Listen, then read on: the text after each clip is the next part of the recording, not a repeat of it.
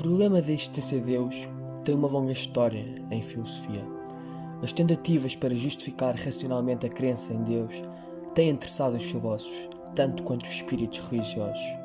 Argumentos contra e a favor da existência de Deus têm sido propostos por filósofos, teólogos, cientistas e outros pensadores ao longo da história. Em termos filosóficos, tais argumentos envolvem principalmente a epistemologia e a ontologia. Os argumentos para a existência de Deus normalmente incluem questões metafísicas, empíricas, antropológicas, epistemológicas ou subjetivas. Os que acreditam na existência de uma ou mais divindades são chamados teístas. Os que rejeitam a existência de Deus são chamados ateus. A tentativa para justificar a crença em Deus com base em razões e não com base na autoridade das várias igrejas ou dos textos sagrados tem sido levada a sério por muitos filósofos teístas. O teísmo adotou como a sua principal verdade de fé a existência de um Deus bom, omnipotente e omnisciente. Mas será possível justificar apenas com base em razões esta crença? Neste comentário iremos apresentar 3 argumentos que nos ajudam a perceber que Deus existe. Iremos explorar este conceito. Mas antes, o que é um Deus teísta? Segundo o conceito teísta, um Deus teísta é um Deus que existe e é o Criador do mundo, sendo que é transcendente por esta mesma razão. Também é omnipotente, omnisciente, infinitamente bom. Um Deus teísta inclui, geralmente, os atributos da omnisciência, todo o conhecimento, a omnipotência, poder ilimitado, a omnipresença, presente em todos os lugares, a simplicidade divina e a existência eterna e necessária. Também se pode atribuir a Deus a benevolência, perfeitamente bom, e o sentimento amoroso. Contudo, como em todos os conceitos, surgiram variadíssimas objeções a este conceito. Uma das objeções que estudamos particularmente foi o paradoxo da pedra. Mas em que consiste esta objeção? O paradoxo da pedra coloca em causa o conceito teísta da omnipotência de Deus. Deus é caracterizado por poder fazer tudo, caracterizado como ser omnipotente, isto é, Deus tem o poder de criar uma pedra tão pesada que ninguém a consiga levantar. No entanto, se efetivamente Deus tiver o poder de criar a pedra, então a sua omnipotência tornar-se-á limitada. Tornar-se-á limitada, visto que existirá algo que Deus não será capaz de realizar, levantar a referida pedra.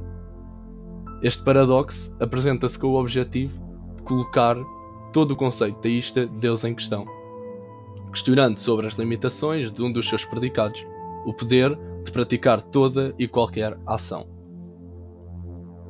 Esta objeção será fundamental para entendermos que, atualmente, ainda não existe uma definição da omnipotência divina que resista a todas as objeções.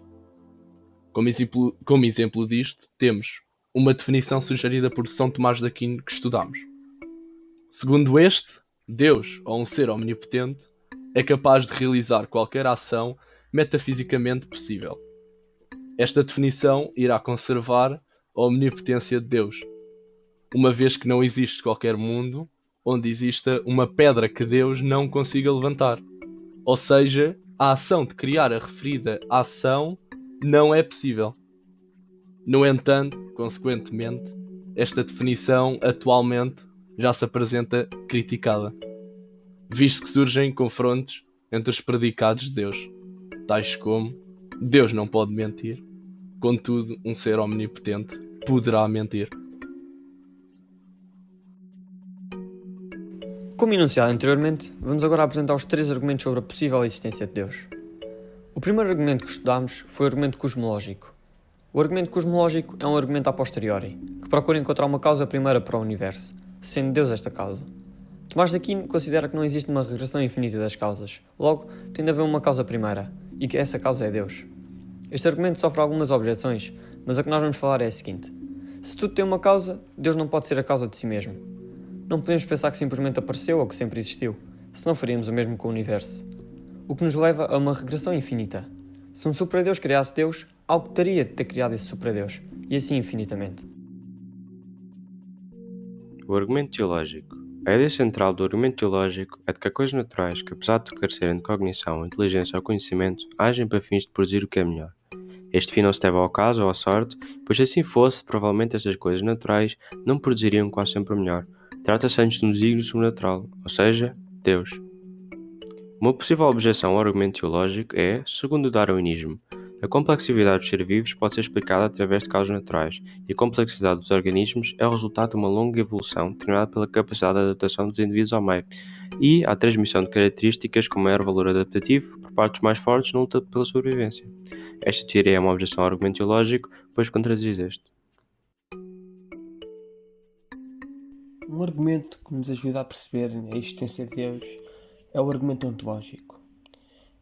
Para deduzir e concluir a existência de Deus, o argumento ontológico de Santo Anselmo parte do conceito de Deus.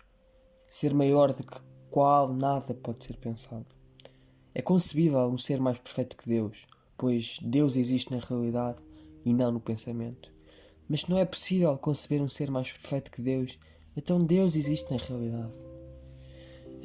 Este argumento apresenta algumas objeções, assim como todos os argumentos, e neste caso a objeção é feita por Kant, por exemplo. Kant argumenta que se a existência é uma perfeição, então é um predicado descritivo. Mas uma vez que não caracteriza como são as coisas, não é um predicado descritivo. Então Kant conclui então que a existência não é uma perfeição. Como último argumento, temos a aposta de Pascal, que é um argumento a favor da fé. A aposta de Pascal é uma proposta argumentativa de filosofia apologética criada pelo filósofo. Ela postula que há mais a ser ganho pela suposição da existência de Deus do que pela não existência de Deus. Que uma pessoa racional deveria viver a sua vida de acordo com a perspectiva de que Deus existe, mesmo que seja impossível para a razão nos afirmar tal. Concluindo, mesmo apresentando todo o tipo de argumentos, a questão filosófica sobre a existência ou não existência de Deus permanece em aberto, sendo que é uma das questões filosóficas mais complexas que vem desde os primeiros séculos até os dias de hoje. Alguns ateus afirmam que os argumentos para a existência de Deus fornecem justificação insuficiente para acreditar. Além disso, outros afirmam que é possível contestar firmemente a existência de Deus, ou pelo menos certas características que lhe são atribuídas.